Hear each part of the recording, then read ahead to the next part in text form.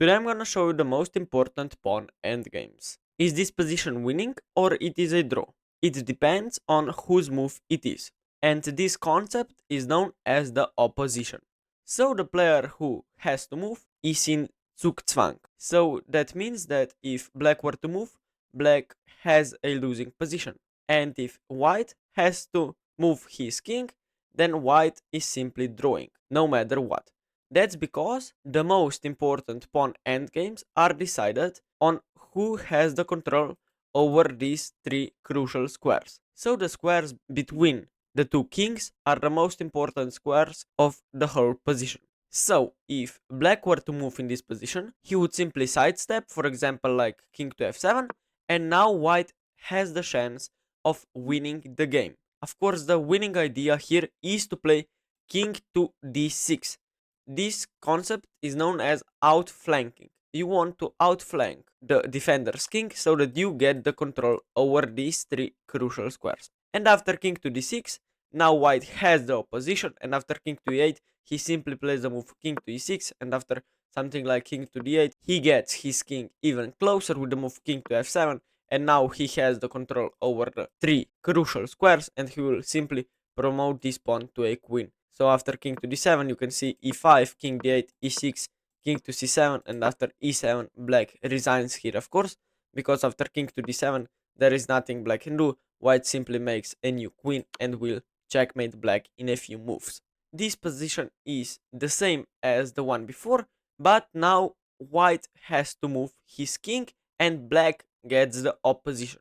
So after something like king to f5, now black must hold on to his opposition with the move king to f7, and you can see that after white sidestep with the king, the defender's king must sidestep to the same side as well. So after king to f7, something like king e5, king e7, just holding on to the opposition, and after king to d5, king to d7, now white has to push his pawn or he will simply make a draw by threefold repetition.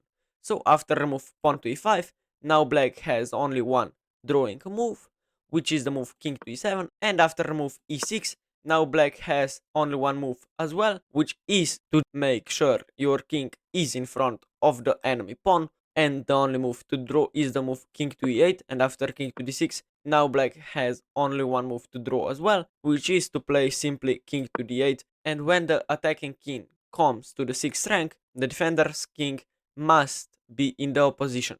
So after king to d8, something like e7 check, and after king to e8, king to e6 is simply stalemate, and this position is simply draw. So this position is winning for white if black were to move, and this position is holding for black if the white side must make a move.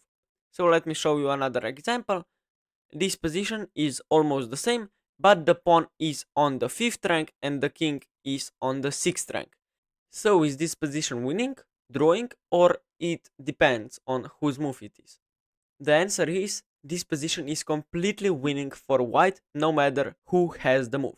So if white has the move, he will play something like king to f6, and after king to f8, now white has the time to push his pawn down the board with the move e6, and after king to e8, now you can see why this position is losing.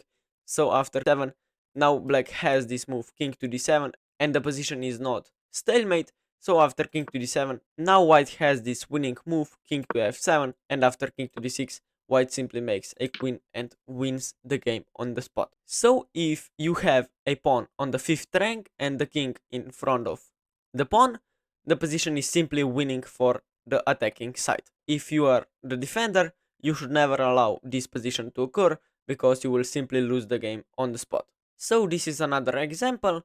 Is this position winning or it is a draw?